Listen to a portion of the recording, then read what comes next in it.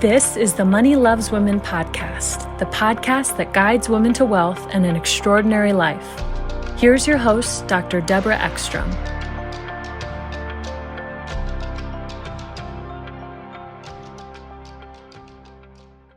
This is Dr. Deborah Ekstrom for the Money Loves Women podcast. Today, I'd like to welcome Alisha Martin. And Alisha is she works with Financial Game Planner LLC. She's the CEO and financial strategist. It's her company. And that is correct, right, Alisha?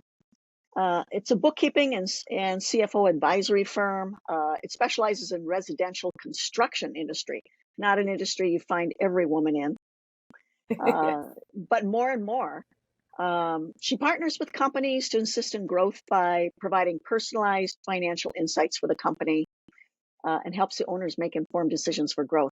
And all of us need that when we are in the business. So Alisha, welcome to the program. Thank you. Thank you.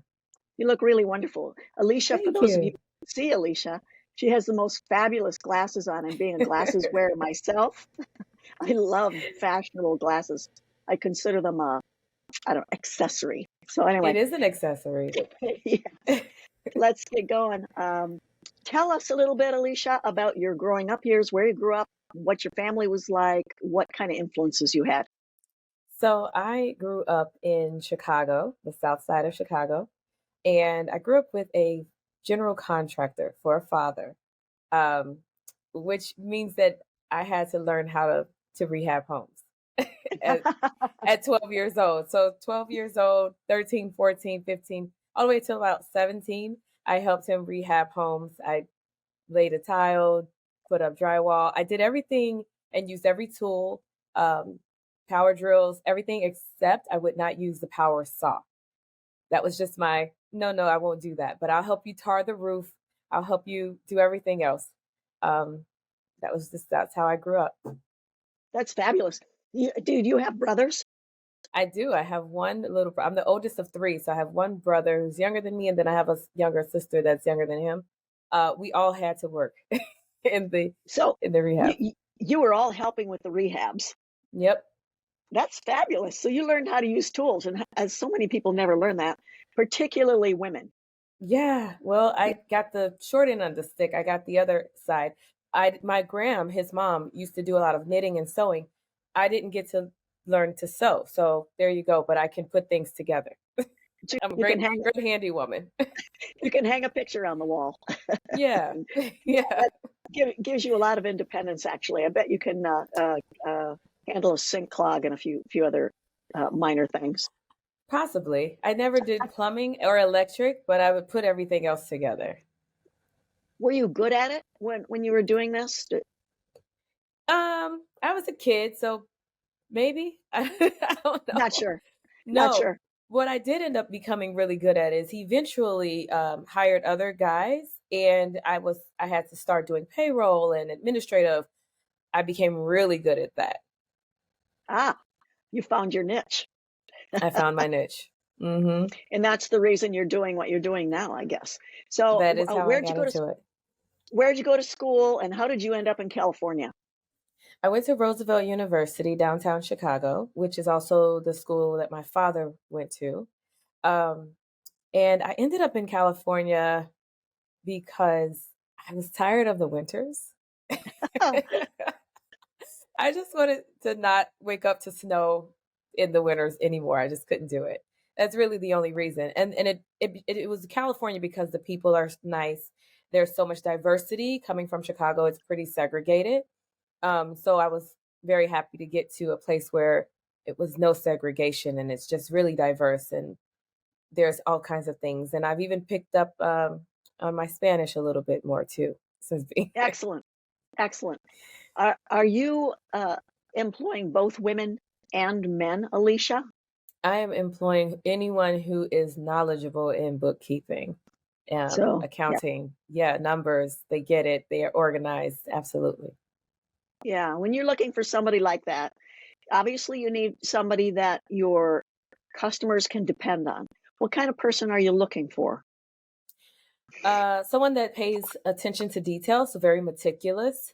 Someone who is reliable, dependable, who can answer the questions, who's knowledgeable, who understands why we're doing what we're doing, and not just inputting things into the accounting software. They actually understand why we're putting this in there. What are we Now, looking for? did you start your business in Chicago and move your business, or did you start your business in California? So I started doing freelance bookkeeping in Chicago for like friends, families, and referrals. But then this April, I expanded because it got kind of busy and I started hiring others to help. And that's kind of how it ended up going. Great. How did you choose the construction industry to support? Because is that because your dad was a contractor and you knew the industry? Yeah, I understand the industry really well. And something that I noticed in his business, as well as like other construction companies as I was moving through my years, is that they have a big need for consistent cash flow and understanding what they're making per project, as opposed to just like, oh, we're making money, it's coming in. You need to know what each project is making to know if that project was profitable so you can make any adjustments for the future projects. So I figured I'd jump in and kind of focus in on that and really assist in that area. How did you go from doing admin things and bookkeeping to being a strategist? That's a really good question. Let's see. I think I kind of fell into it. I would just problem solve for anything. And I think that's pretty much what a strategist does. It doesn't matter what problem you put in front of me. I'm going to analyze it and I'm going to come up with a solution that makes sense and is workable. That's a very interesting thing. So I have a little streak of that too. I think people who have a little bit of engineering genes are problem solvers. And I think women are particularly good at it because I think it's easier for them not to be linear thinkers and to see the big picture. Hmm. But maybe not. I'm not sure. I'd be interested in your impression of that.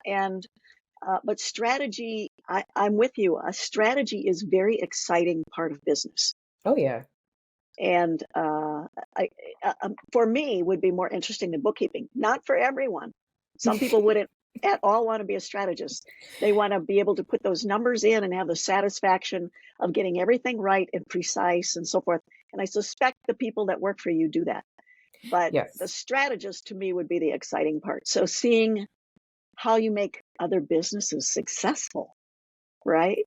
Yes, And absolutely. and and also being in the corner of that business owner, so they've got somebody behind them, so they Mhm. can look at what they're doing and concentrate on making the projects go right, the Uh, construction projects, because That's the goal. constructions is tricky. Very, It's tricky. very.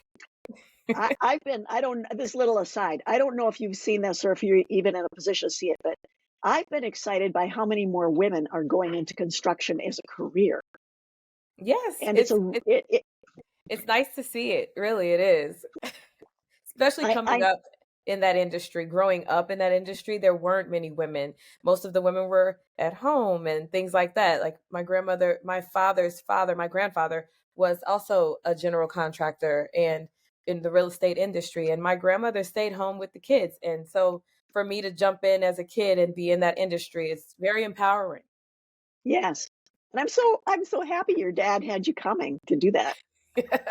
You know, I used to help my dad. My dad was a farmer, and farmers typically know how to do lots of different kinds of things because, they have to on a farm. And the Yeah, whole winter is involved in fixing everything that broke during the summer. like You know, managing, making sure that the machines are working properly and yeah, those kinds of things. I helped him wire things, in the yeah, house. I yeah. helped him build fence, and I liked that more than being in the kitchen canning peaches. I think I agree, Yeah. Dr. Deb. I never learned to cook until I was like in my 20s. So Ah, was your mom a stay-at-home mom? not really. She was a hairdresser. Okay, so she was Yeah. she had she was bringing income in as well. How Yeah, much responsibility did you have as a child in the home in terms of for yourself? You a know, lot, all of so it. do you have to make your own bed and help with your Yeah, siblings and yes, make sure the floors were swept and things like that? got Because to do everything. once my mom started working, we had to do that too. And I have to say, it was really great education. It was, it is, Yeah. it definitely was. It's what molded me to get up off my butt and do things for myself. Like you can't wait for someone to do it for you. You got to go get it done. And that's part of being a strategist. There is no, oh, we can't. It's always, what is the solution? Not, oh, we can't. That what we can. Let's figure it out. May Yeah. not be what we want, but we can get it done. Yes. Yes. Might not be the number one choice. Uh, Exactly. Give me some examples of the problems you run up against with advising businesses, not in terms of your interactions with the business, but the kinds of problems you're solving. Oh, like for example, we just found about $17,000 in one company's books, simply because he purchased a product. He made a purchase for an expense, but he put it under the wrong loan product. So he was paying way more in interest than he needed. These are small problems. Well, there were big problems. $17,000 he could put back in his net income.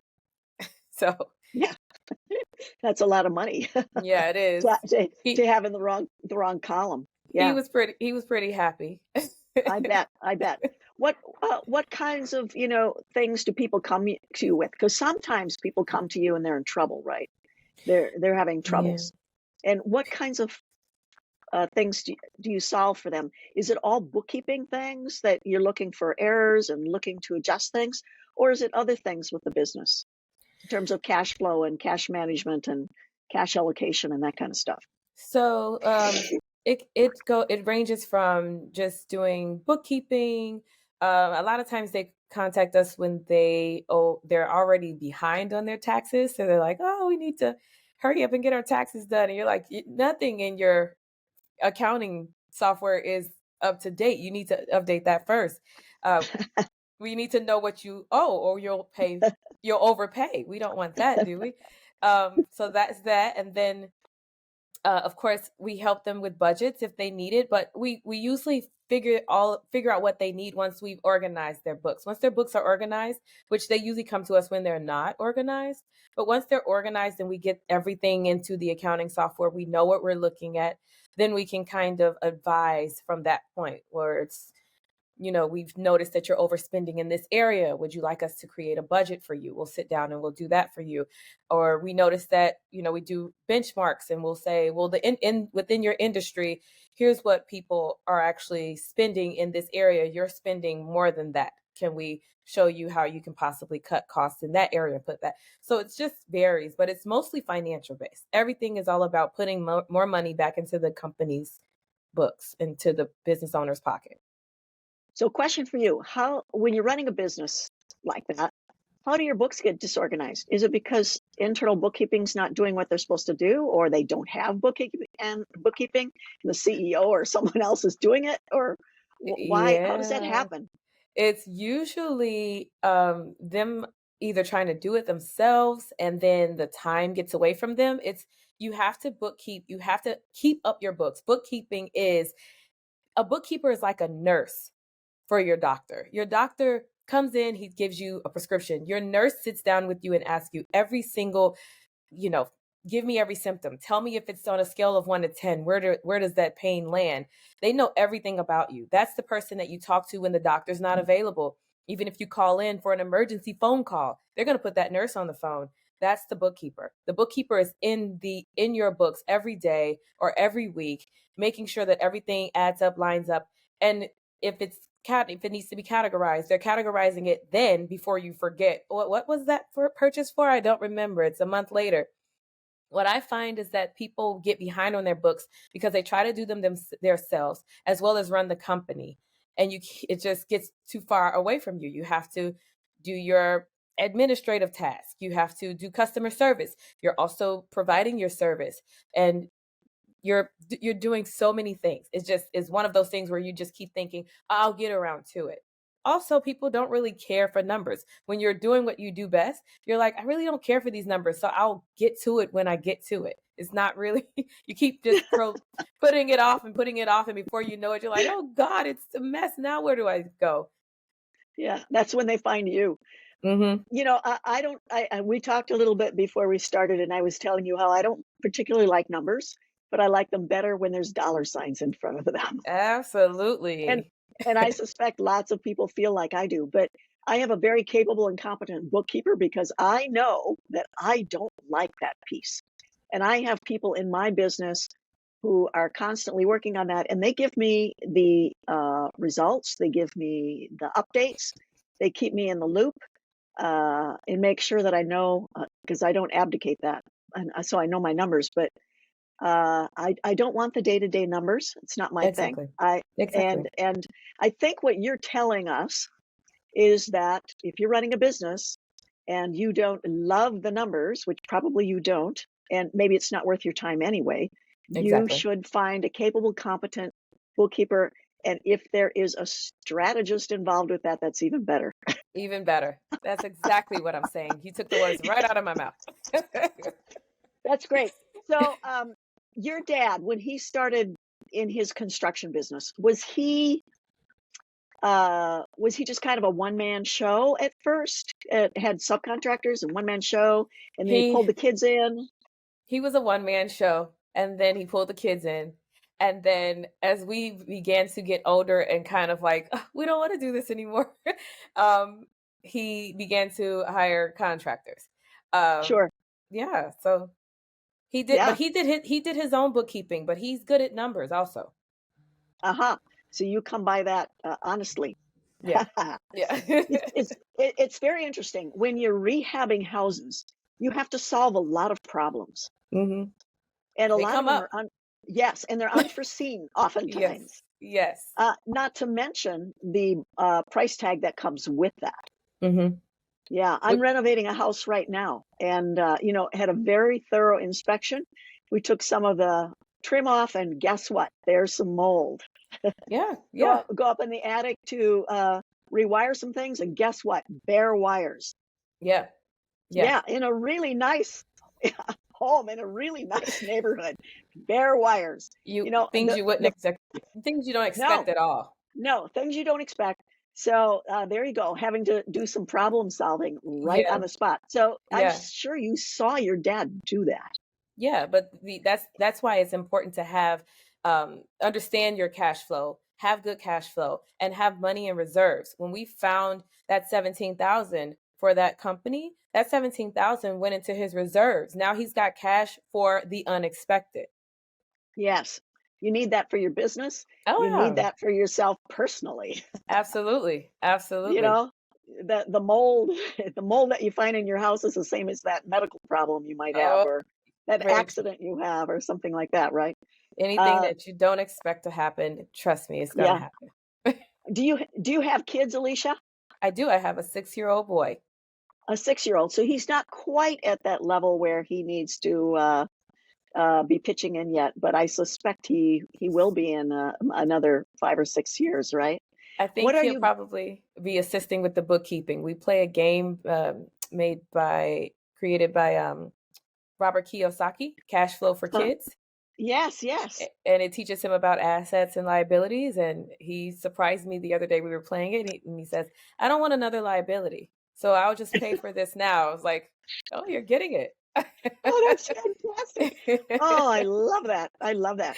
I have a friend who created a game for little older kids called Mentamorph, Mm, and it's a little app that they can play on their phone, mm, and uh, it's probably a little different than Robert's game, yeah, but it's also engaging for them, and they get to learn about money and how money works, which I think yeah, is really, really important for our kids to learn. very So important, very so important. he's 6, and you're already playing that game with him. Yeah, we would have started at 5, but I didn't find it until he was 6 already. So at 5, I just started teaching him, the value of the value of money. This is a penny. It's 1 cent. This is a quarter. It's 25. Yes, yes, 25 pennies. Yeah, exactly. Kids get that pretty fast. They do. They get it pretty fast. Yeah, Yeah. If great. they can, once they can count, they're ready. Yeah, yeah, yeah. And it's good to play counting games with them. So they learn that. Hmm. The sooner they learn that, the better. Yep. Uh, what do you, as a business owner yourself, what were your, I mean, you started this business, right? Yourself. Yeah. You didn't Hmm. buy someone else's business. No. What were your biggest challenges getting going? And what have been your biggest challenges keeping it going?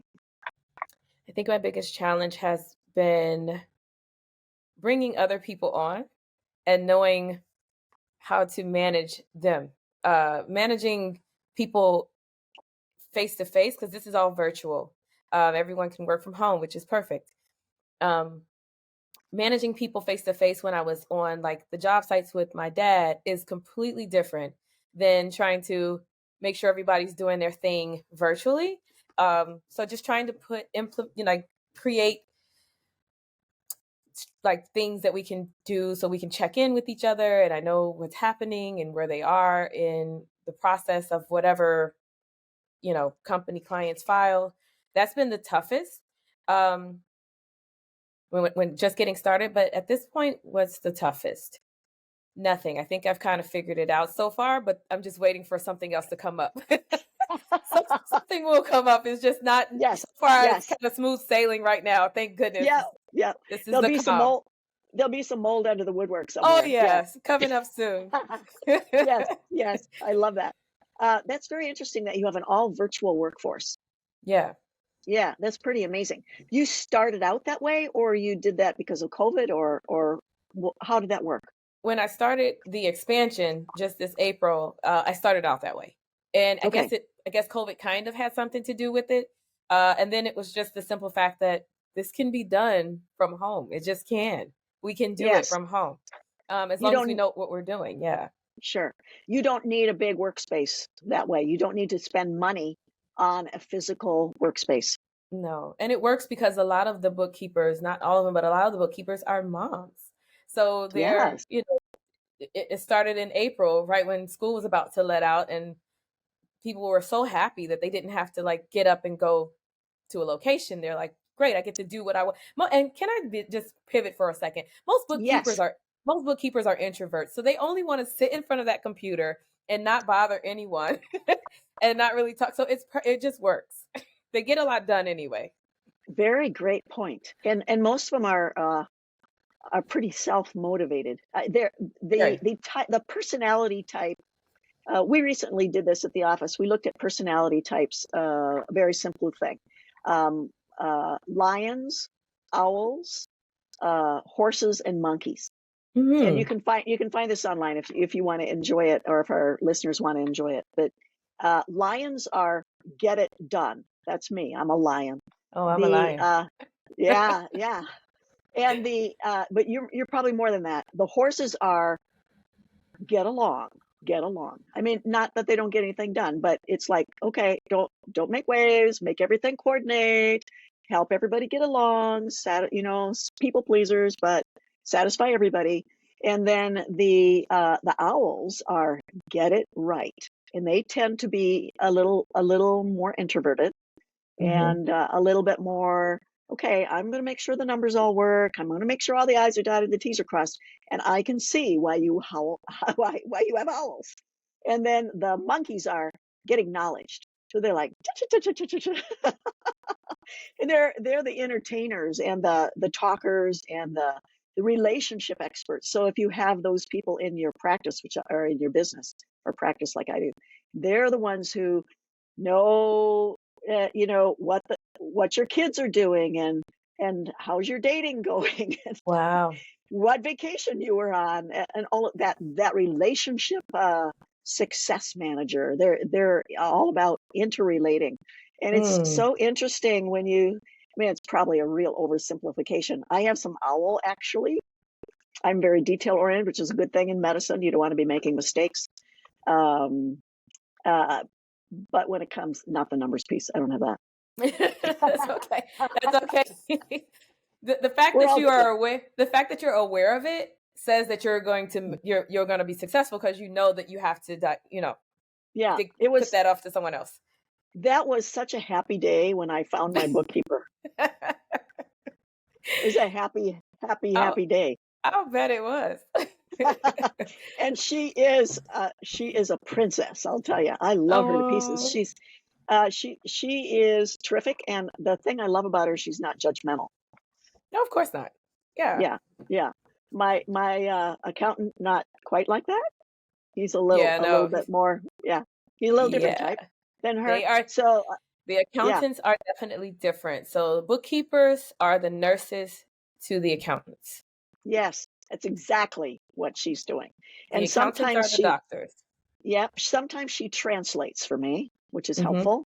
Yep. Um, and sometimes after I talk to him, I get the idea that this guy's really smart, but I'm not any smarter about what he just told me than I was when I first asked the question. Yeah, I found that accountants usually are they're going to give you the details in their terminology, and you need to go figure it out. I said what I said. They're really to the point, which I love. Yeah, But bookkeepers kind of break it down to explain it in a way that you would understand. Like, you're in the medical field, which is why I said bookkeepers are to accountants what nurses are to doctors.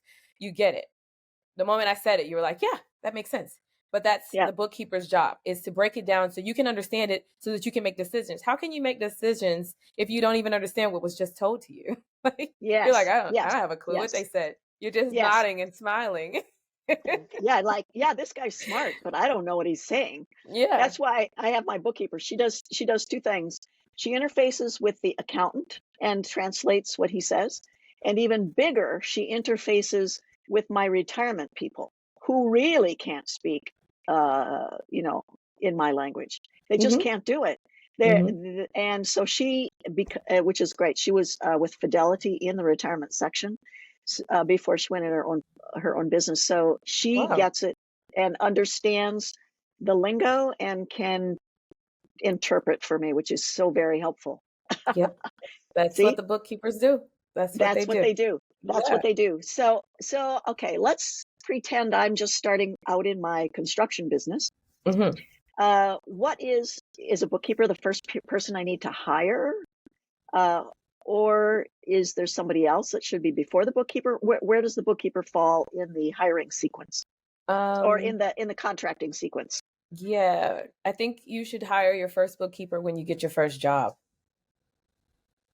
Yes. So when you make your first contract, Yeah. and you start getting cash flow. Yeah, you So need to get your yes, bookkeeper. like hopefully on day two. Yeah, yeah, yeah. So we come in Um, pretty early. okay, very good. Talk to us a little bit about fractional. You didn't say fractional, but CFO advisory services. What's that all about? That is what I kind of mentioned earlier, where we take a look at your financial statements, see what you have going on, where you could possibly save money, or if you need a budget. If you're overspending in an area, we'll take a look and see if we can find you other vendors. Just sitting down, figuring out what your goals are for your business, and then helping you achieve those goals. Great. So it's basically strategizing, tightening up the cash flow or tightening up the expenditures, Yes, improving the cash flow, improving the making cash flow. sure, yeah. Yeah, isn't it interesting? So many people think about income and they don't think about what's going out. Yeah, And you can nickel and dime yourself right into bankruptcy. absolutely. Absolutely. And to have somebody looking over your shoulder and watching that, and that's really helpful. I think lots of Absolutely. employees, not your kind of employees, but the kind of employees lots of businesses have, don't pay very much attention to that when they're using materials and spending your money. Oh, for sure. So No. yeah, Yeah. it's important to have somebody keep an eye on that. And the real estate industry, with construction, is up and down. So there's a wave. So when it's up, you have all these expenses and operating expenses, that is, and you're like not even paying attention. But when it goes down, people don't adjust those operating expenses, and that's kind of where we come in. We watch the flow of everything. The income goes down and the operating expenses are going up. We're like, hey, wait, something here is happening. You Yeah. could have way more money and you can survive a lot longer in your business if you cut back on some of this and this. Yes. Excellent. I can see we're having you in in your corner is really helpful. Um, Yes. yeah, I want to ask you just a little bit more about your own business. So, you know, you already had some skills because you were doing this for your dad. I mean, you kind of grew into it. Yeah. Um, what's your personal plan for growth? How big do you want to get, and what's your role going to be at the company as you grow? Hmm. Um, the goal is to get as big as we can, because the goal is to help as many companies as possible to get their finances in order, help them get their cash flow, consistent, and maintain whatever, you know, they got going on financially. But it's to see if hopefully their goal is to expand as well.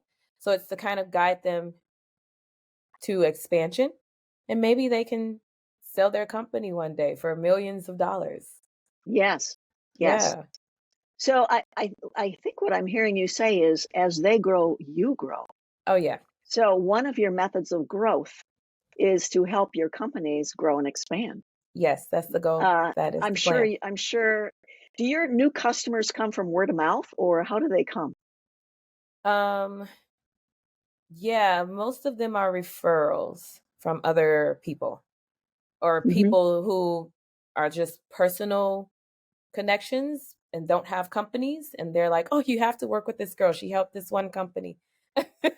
Yeah. And they call me like, "Yeah, it's me. Good to meet you."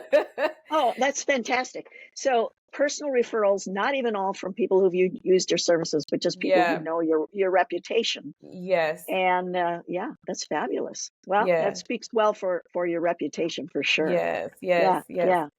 Right now, What do I you have an assistant though. She does some reaching out to business owners at this point though. do you work through accountants as well? I mean, lots of times people ask accountants, who should I hire for a bookkeeper? So we haven't gotten to that point yet, but that will be another avenue at some point, probably in the near future. I've thought about it. I just haven't implemented that strategy yet, but um, we'll absolutely work with accountants, Yeah, it sounds to financial me like, advisors. We'll be oh, working with sure, the sure. lenders. Yeah, we'll get there. Anybody who is in that loop who can Yeah, work with you, and what a great referral source. So yeah. funny, I just reached out to my accountant today, uh, looking for some specialized professionals. So yeah, Hmm. that's exactly what you do. You go to your accountant, you go to your bookkeeper, you go to your attorney, and you say, where do I find a person that's good at this? So Absolutely. it's sort of nice. You don't have to do a lot of, you know, Google word ads. Very true. Yeah. Yeah, Yes. it's good for the budget. Yeah. I want to ask you a question about, first of all, let me put some context around it. I think business is a great way to grow wealth. One of one of the best. I mean, yes, if you're a professional athlete or you're a media mogul like Oprah, but how many of us are that? Not that many, right? So for Right. most people, starting or buying a business, and I'm a big proponent of business acquisition, Hmm. uh, starting or buying a business and growing it is one of the best ways. You talked about somebody, oh, maybe we can grow your business until you can sell it for millions of dollars. That's Hmm. the big payoff day, right? Yes, it is. So, yeah, so it's a great way to A, get cash flow, and B, build equity, meaning build value that at some point you can turn around and sell. Yes. So, what's your opinion? Uh, what do you, it, let's say young women from Los Angeles come to you and say, you know, what do you advise? You've been down this road. Tell me, what should I do with my life in terms of creating cash flow, fulfillment, value, um, things, things that I can do that fall in alignment with my values that will make a difference in the world. So I really love doing that piece. What do you tell women? Do you say business or what do you say? I would probably say business. Um, Hmm. I tell them do a business.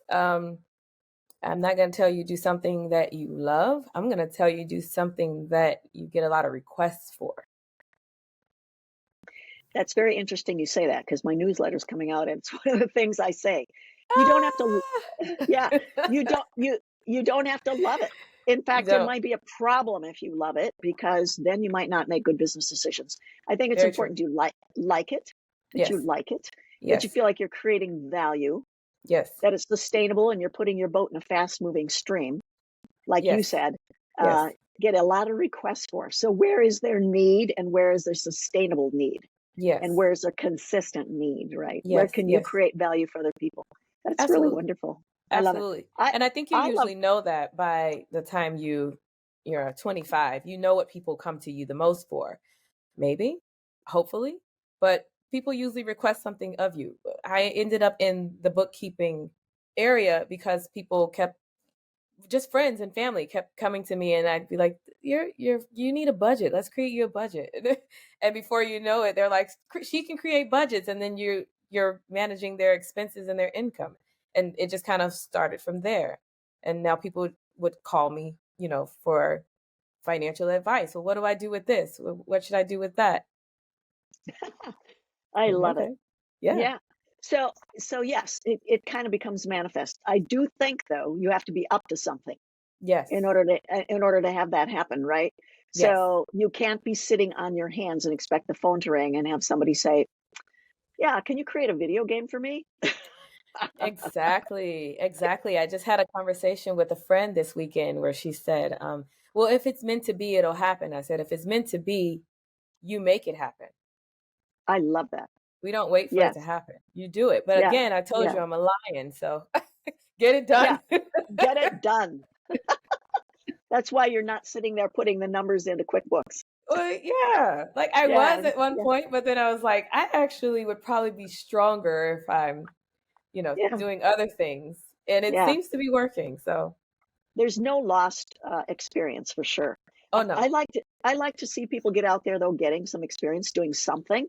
I don't Hmm. care if it's pumping gas. It's Yes. important to find out you don't like to pump gas. It It's would have very been true. important, it was important for you to find out maybe you didn't really want to be hauling drywall around and pounding Yeah. nails or using Yeah. the power screwdriver. Yeah, you didn't. Yeah. That it was a great start and good Hmm. to learn, Yes. certainly, and will never be wasted skill. But Never. yeah, what's next? Exactly. Yeah, Yeah. yeah, and people, yeah, that's really terrific. I Yes. love business too. I think it's a great path to cash.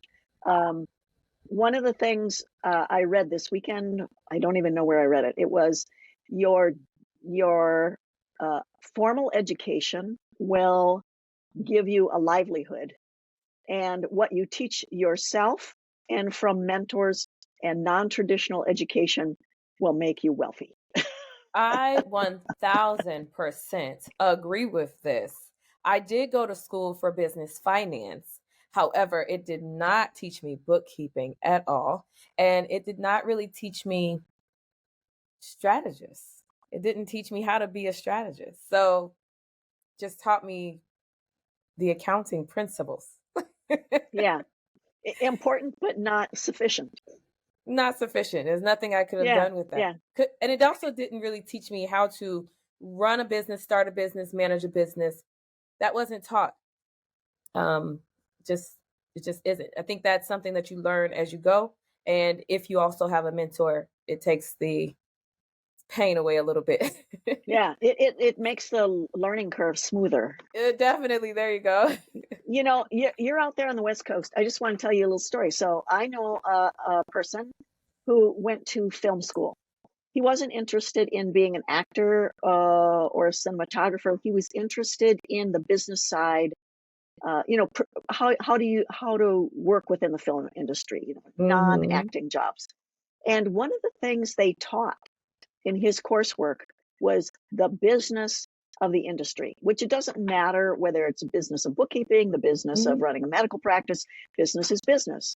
Hmm. And they taught him. And I was so impressed with that they taught him how to run a business, because Yeah, that's amazing. that's not common. And it was, No. I don't know, maybe 15, 20 years ago. And Hmm. I was impressed. I was impressed with that they taught the business end of I it. love that. I love that. Yeah. But that's more of like isn't that more like a trade school, or was it a college? No, it was college. It was Nice. college. Yeah. Yeah, I was impressed because, like, most fields, your professors don't know very much about business. And if you go to No. business school, a lot of your professors have never been in business. They've Yeah. not never actually run a business even. Yeah. Yeah. So but they know, doesn't mean they don't know anything. They They know the they principles and so forth. Yeah, I was gonna say they they can know give that. you the principles, they can give you the They can foundation, teach you. but that's about Yeah. where it And then stops. after that, it's the university of figure it out. Yeah, it is. Yeah. What they call the University of Hard Knocks. Hopefully it's not Hard so knocks. hard. If you get a good mentor, maybe soft knocks. Soft knocks, yeah, absolutely. Yeah, yeah, yeah. Did you have some mentors, Alicia? I do have a mentor. I'm meeting with him on Wednesday, actually. My dad You have, is one of my mentors that I would call a lot for business advice. But then I also have another mentor who I speak with, who's not related to me, who can just tell me without, it just he says it, which is perfect because he's like, I don't have to hold anything back. You're not my daughter. I tell you how don't it have, is, and yeah, it is what yeah, it is. And yeah, so my dad keeps it straightforward too, but it's just a different feeling, a different vibe when you get it from someone who's not related to you. You're just like, okay, yes. It's yeah, good to know you have a mentor. Uh, yeah, I was interested in the story. A prominent, I won't say her name, but a prominent inspirational speaker who came out of LA had to mm, navigate the gangs to get to school at home. oh my Bad, goodness, bad, bad yeah, situation. So yeah, she was on Oprah, as she grew. And when they were at the break of filming, Oprah said to her, "How many coaches do you have, Lisa?" And she said, "Well, I have two." And then she said, "How many do you have?" And Oprah said, "I have four." yeah. The more the So merrier. yeah, look at that. So Oprah, at the pinnacle of being a media mogul, still is getting input. And Yeah, I think that shows two things. One of them is we never get done growing, and the other yes, thing is she's not too proud to take input. absolutely, 1000%. I agree. You know, And yeah, it also you need input because you get a different perspective. We sometimes can focus on here's what I want to do, here's what I want to do. But you need someone on the outside that hears this and says, "Oh, what if you tweak it like this?" And you're like, "Oh, never thought about that." yeah. I don't know who said it, but if you want to go slow, go alone. If you want to go to fast, go with more. Yes, I agree. I Yeah, agree. Because they you say know, I, more than, what is it, two heads is better than one. I think five heads is yeah, definitely better than one for sure. yeah. Get yourself an advisory group, right? Yeah. Yeah, absolutely, absolutely. Was it Napoleon Hill who assembled? He really studied personalities deeply, in historic personalities. He studied them to the point where he felt like he knew them personally, and then he assembled an imaginary board of directors from these people that he'd studied. Ben Franklin and Mm, Abraham Lincoln and mhm. uh, um, uh, famous physicists and things like that. And then Yeah. he'd sit down and he'd run these questions by, and because he knew them so well, he would imagine what they would tell him. And Wow. I thought that was kind of amazing. I think That in is ama person is better, Yes. Yeah. but okay, what would Gandhi do, Yeah. Yeah. I right? don't know. As a woman, I'm not gonna lie, as a woman, I'm kind of an overthinker, so I don't wanna do it that way. I need to hear the voice. Yeah, yeah, yeah, I might better. get lost in my thoughts, like, "Oh, Yes, no, don't do yes, that." better. Yeah, better. Better. Yeah. Why do you think women do that? Why do we overthink? I don't Are we know. are we I worried about uh You know what? I think I have the answer to that because I've been thinking of this for the last few months, and what I've come up with is as to why I overthink is I am a forward thinker, so I'm always thinking ahead. Um, and there's always more than one way to solve the problem. So if you do that, you're kind of like, well, what if I do this? But what if I do that? Okay, what? It's just so many different options, and you kind of need someone to say, why don't you just go this way? And even though you may not take that route that they gave you, it slows your mind down to kind of zero in on the one that actually is the right answer. And you're like, oh, okay. Thank you for that. I see that this answer that I came up with before was actually the right one. Thank you. But I just needed someone else's voice. I don't know. Yeah. Yeah. Yeah. I tell my patients sometimes when they can't decide, pretend they're being offered a lobster dinner and a steak dinner, and they Mm. can't decide, so they flip a coin. And if you're disappointed with how the coin comes up, you better choose the other one. Oh goodness, that's good. I might take that and try that. Yeah, because ultimately your intuition and gut. I mean, you're a woman. Your Hmm. intuition and gut are working for you. Yes. You know, the universe's input a little bit, I think. So Yes. ultimately, when it comes down to that, it's sort of interesting because um, Warren Buffett recently did his 6-hour question and answer session that he does once a year. He and Charlie Munger, you know who they are, Yes. and yeah, and one of the things that he said was he never made an emotional decision on his investing. Yes. And I think what he really means is an uninformed emotional decision, because he talked about getting out of, he talked about Alibaba and Hmm. getting out. And he talked, actually, I don't know if it was him that talked about that, but he talked about the semiconductor business in Taiwan Hmm. and just the discomfort that he had with what's going on geopolitically, and Hmm. that he sold it, even though it's a really, really good company still, he says. Yeah. So, Yes. you know, that's, to me, that's maybe not an emotional decision, it's an intuitive decision. Yes. You're informed by your experience and your gut feeling. Yes. And sometimes when you go up against your gut feeling, I usually see that when I feel like I'm getting a little greedy. Yes. You know what I mean? Yeah, you're Yeah. making a decision, not as sound a decision as you should, because you're getting a little greedy. Um, Absolutely. that's the time to stop and take stock and say, does this really fit your money rules and your investment rules? And I find that very helpful to have some rules around that. And I encourage people to do that. And talking about that makes me realize I need to do a little piece on that about money rules. You Yeah. probably are teaching your customers to bring to consciousness their own money rules, I suspect. Absolutely. Absolutely. Definitely not steering clear of making emotional decisions. Um, and it's, yeah, emotional decisions are just out of greed, out of, personal Fear, preference, out of fear, yeah, fear, out of fear. all of the traumas that we had. You grow up Yeah. without something, you're like, I need this, I have to have this, and you're like, do you really though? um so yeah, we kind of make sure that they're staying on track, which again is why we try to figure out what their goals are before those emotions come up. Well, we're unemotional right now. Tell me what your goals are.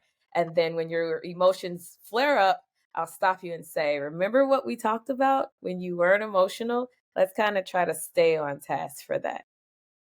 That's so important, isn't it? So make sure you know what your goals are, and starting out with your values.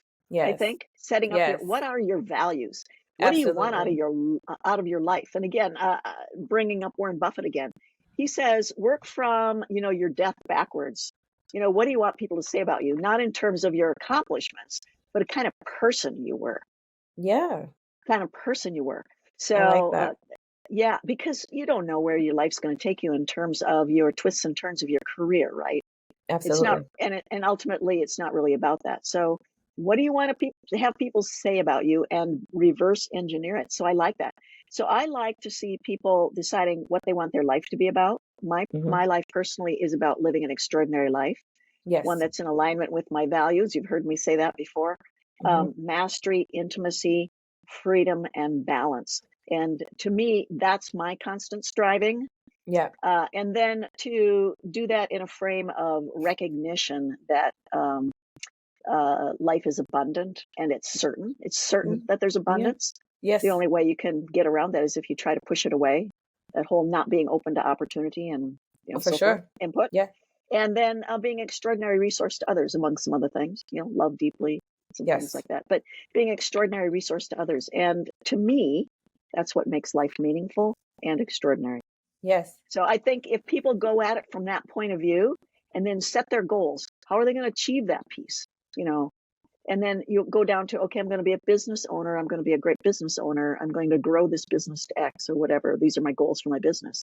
Mm-hmm. And then put together your strategies and tactics together Yes. with them, right? And Yes. create that together Yes. and make sure you've got plenty of backup. So perfect. That's great. Absolutely. Yes, absolutely. So I want to ask you a last question. Okay. What would you say if I asked you something that you could tell women right here and now that they could put into action for themselves to make themselves more financially and personally successful? What would your counsel be?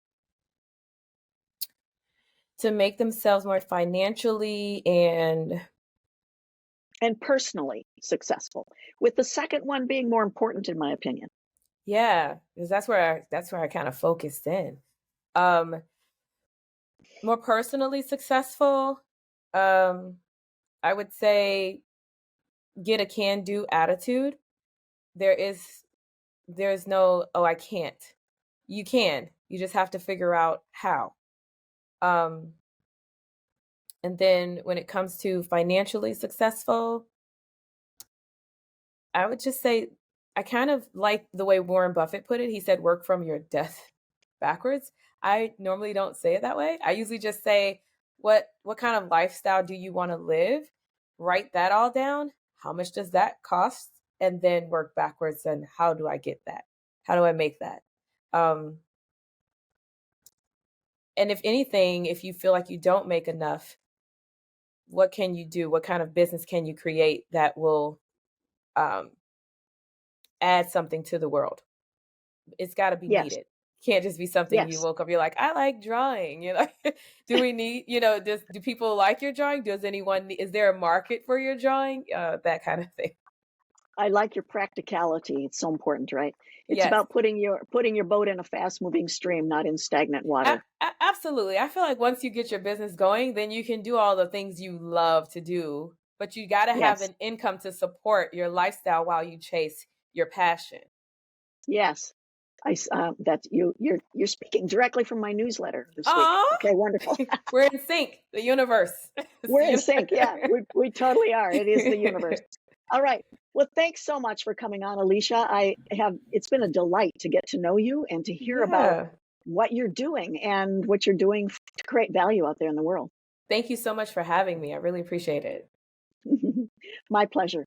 This is Dr. Deborah Ekstrom for the Money Loves Women podcast. To your health and your wealth and your happiness. May blessings rain down upon you. Thank you for listening to this episode of the Money Loves Women podcast. Please leave us a rating and review so we know how we can improve. Visit moneyloveswomen.com to gain more insight into how to live an extraordinary life.